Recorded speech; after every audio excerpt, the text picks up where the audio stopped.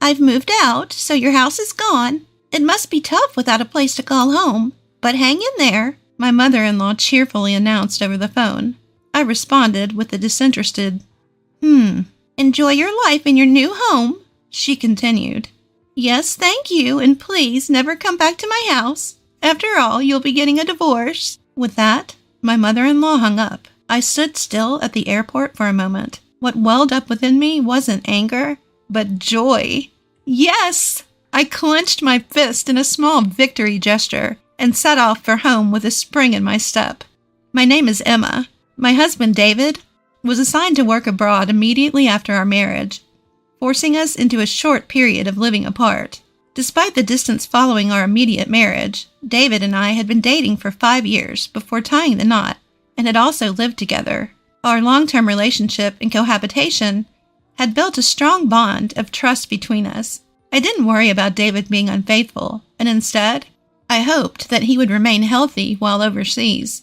Our days should have continued in this calm, yet sometimes lonely state. But the problem arose when my mother-in-law decided to move into our house. My mother-in-law, married since David was a child, is now single.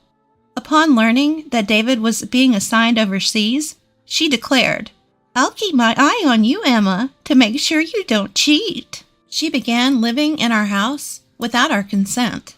Apparently, she was cheated on and subsequently abandoned by my father-in-law, whose whereabouts are unknown. To prevent David from experiencing the same thing, she decided to monitor me, but the constant surveillance made life unbearable. Desperate, I turned to David for help. He repeatedly urged his mother to leave, but she refused to listen. David trusts you too much, Emma. I can tell. A woman like you will definitely cheat, she accused baselessly, giving me a headache every day. Regardless of what I did, she linked it to infidelity. My mother-in-law wouldn't even prepare dinner for me. She would cook for herself using food from the fridge, but never left any for me. Moreover, she didn't go grocery shopping herself. She used the ingredients that I had bought for my cooking, leaving me at a loss when I came home and found that the groceries I thought were in the fridge were gone. Of course, I complained about this, but my mother-in-law either didn't care or didn't listen. I suppose you ate dinner out with your boyfriend since you're cheating, she would say, irritating me beyond belief. Even when I came home late from work and started cooking, she would create a commotion, accusing, you must be cheating if you come home at this hour, leaving your mother-in-law alone. During my work's busy period, when I was often coming home late, she constantly made a fuss about me cheating. I was so stressed that I even felt sick. I'm begging you, please leave. I'm not cheating. I truly love David. I told her. David, too busy to come back to the U.S., tried his best to persuade his mother. Still, her response was disheartening. So you want me to leave that badly? You must be cheating after all. I could only sigh at this point. On a day off, I went out to meet a friend and was once again accused of cheating by my mother-in-law. My mother-in-law seemed determined to catch my infidelity and began a clumsy attempt to tail me from behind. She hid behind lampposts and behind our home's brick wall, busily skulking about. I chose to ignore her antics. I met up with a friend at a cafe, grumbling in a low voice so my mother-in-law wouldn't hear. Suddenly, a flash of light blinked a few times. It was her, taking pictures of me. My friend, looking suspicious, asked, "What's that, a stalker?" My friend Abby has been a close friend since our student days. Abby, a tough woman, began to stand up saying, "Should I tell her off?" But I quickly persuaded her to sit. No, please sit down. Abby, sporting a pixie cut in street-style fashion, looked androgynous. I mentioned that my mother-in-law might have mistaken her for a man, which caused Abby to double over in laughter. Enjoying the spectacle, Abby leaned closer to me, held my hand as a joke to provoke my mother-in-law. Each time, my mother-in-law flashed her camera, capturing every moment. When I checked in the mirror, she seemed thrilled, snapping photos of us while her nostrils flared with excitement. I found myself laughing at the absurdity of the situation. Having witnessed my mother-in-law's silly antics, I managed to let off some steam and went on to do a little shopping with Abby before we parted ways. Sure enough, my mother-in-law followed me home, hiding behind lampposts and brick walls just like before. Every so often, I'd quickly run around like playing a game of red light, green light, and she'd scamper off to hide. It was amusing, and I found myself playing along with her ridiculous game.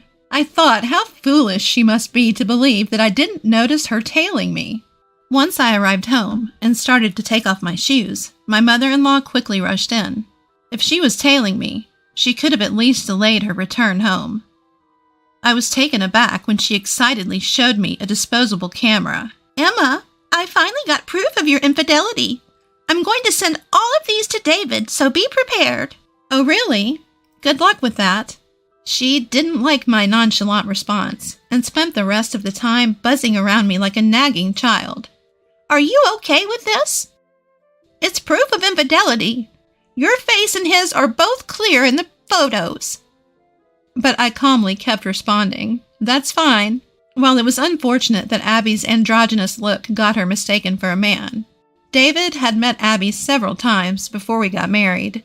Even if she sends a photo of me and Abby as proof of infidelity, David will likely recognize her as just a friend.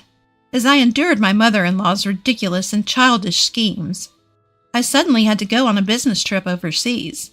It was a shame that I wouldn't be able to meet David because it was in a different country, but it couldn't be helped. I informed my mother-in-law, who I live with, about my business trip, although I didn't ask for her input. In her mind, it seemed to translate into a romantic getaway. While I was preparing for my business trip, my mother-in-law smirked and said, "It'll be a big problem if you come back pregnant from your romantic getaway. David hasn't seen you in a while, so it won't be easy to pretend that the baby is his." Her distasteful imagination made it pointless to argue back. I responded nonchalantly, "Yes, indeed. But it's a business trip, not a romantic getaway." And I left for my trip. My business trip was busy and hectic, and the days flew by in a whirl. When I finally returned to the U.S., I was exhausted. My boss, who had also joined the trip, seemed worn out as well and left for home. I had planned to buy some duty-free sweets before going home, so I took a break on a bench. At that moment, my phone rang. It was a call from Abby, and she told me something surprising. Emma, welcome back. There's something I need to tell you. Your mom came to the company our family runs." "What?"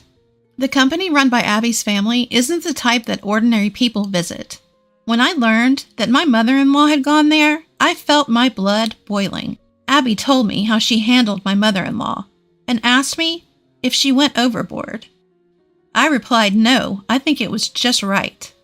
After laughing and ending the call with Abby, it was just about time to leave when I got another call from my mother-in-law. "Emma, you should be back from your trip now. Did you enjoy your affair trip?" It wasn't an affair trip, and I didn't particularly enjoy it because I went there for work. "Well, I've already sent David the evidence photos." I simply responded with, "I see," to my mother-in-law, who seemed pleased with herself. Ignoring my indifference, she just kept on talking. "Actually, I moved, so your house is no longer there. I sold the old house, so you must be struggling without a place to go back to, but hang in there." I gave an uninterested "huh" to my mother-in-law, who happily laughed as she said this. "Enjoy your life in your new house." "Thank you, and please never come back to our house. After all, you're going to be divorced soon." I stood in the airport for a while after my mother-in-law hung up. What gradually filled my heart was not anger, but joy. I did it! I made a little fist pump and started my journey home with a light step.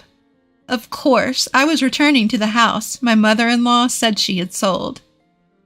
The furniture was probably taken out by my mother-in-law. Although a lot of things were gone, I accepted it as a severance fee.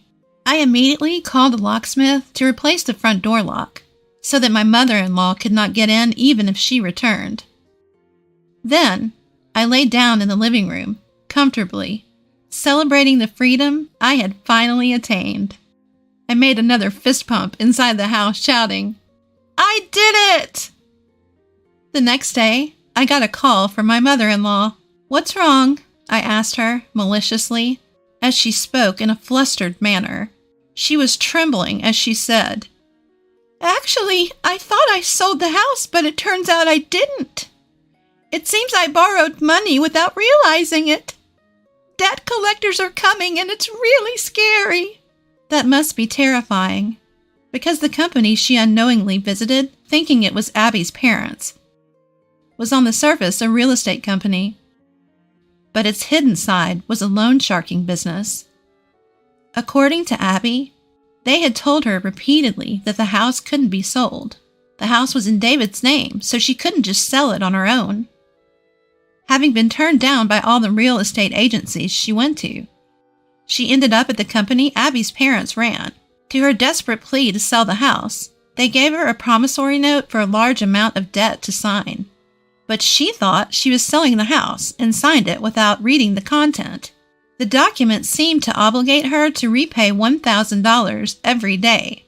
She managed to pay off the debt collectors for today, but she doesn't have the means to prepare $1,000 every day from tomorrow on, so she came crying to me. "Please, Emma, you have to help me. The debt collectors are pounding at my door from dawn. It's terrifying. I can't sleep well, and I don't have much money. I used the money I borrowed to buy a new house, so I don't even have any savings left. I know what. Please, transfer $10,000 to my account every week until I've paid off the debt." Do you think there will ever come a day when you can pay off the company's debt? I don't think it will. Even if you combine my income with David's, it's impossible to transfer $10,000 every week. I'm sorry, but your only choice is to work hard and earn it yourself. What?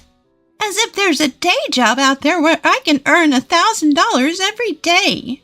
Well, why don't you try talking to the company you borrowed money from? They might be able to introduce you to a good job. I meant it as a joke. But my confused mother-in-law said, "Really? Then I'll go and see." And she hung up the phone. I thought to myself, oh dear. There was no stopping my mother-in-law now. I heard from Abby later that my mother-in-law suddenly showed up at the company and said, "I have no choice but to work because I have no money. Is there a simple and easy job where I can earn more than $1,000 a day?" Abby and her team did find my mother-in-law a job, a company where many people sleep in dilapidated shacks that serve as employee dormitories. In that company, they work tirelessly day and night, doing quite a bit of physical labor. Even elderly people are made to work relentlessly. So my mother-in-law seems to be working herself to the bone. The dormitory for the workplace is inside a network lined with barbed wire, reminiscent of a prison, and the employees are blindfolded and transported to and from work in a van, so they are forced to work without even knowing where they are. She'll be free once she can pay off the debt. That is, if the day ever comes. Abby, who said this with a smile, is a dear friend of mine, but I hope she'll forgive me for feeling a little scared. Several weeks after my mother-in-law disappeared, David's overseas assignment ended and he returned home. When I told David what had happened, he only said, "There's nothing we can do about my mom. All we can do is wish her a long life from afar." It seems David never really liked his incomprehensible mother from when he was a child. He tolerated her because she was his mother, but it seemed that David had completely lost patience with his mother, who continued to suspect me, his wife, of infidelity. When I asked David if he had received the so-called evidence photos of my infidelity, he said, "Oh yeah," as if he had just remembered, and handed me a photo from his bag. "That's Abby, right? I have no idea why she would assume this was proof of infidelity. I actually had a huge fight with my mom over the phone. I told her I would cut ties if she kept suspecting you, Emma, but she just wouldn't listen, and it really annoyed me. But I thought this was a good picture, so I brought it home." True, my mother-in-law might have had a knack for photography. What a waste. The photo of Abby and me taken from behind by my mother-in-law, paired with the beautiful scenery, had a sense of style, as if it were a page from a photo album. It was kind of funny how Abby was playfully making a peace sign behind her back. It was just so Abby. We owe Abby a lot. We should pay her a proper visit sometime soon. Just make sure you don't sign any documents she might try to get you to sign. I'll never sign any document that Abby gives me. Chuckling together, David and I were finally able to live like a newlywed couple. We had no idea what happened to my mother-in-law afterwards, but she's probably still doing hard labor somewhere in the States. We felt like we could find out where she was if we asked Abby, but neither David or I had any desire to track down my mother-in-law. David and I continued to live happily together, and I gave birth to our first child. We are enjoying our blissful days.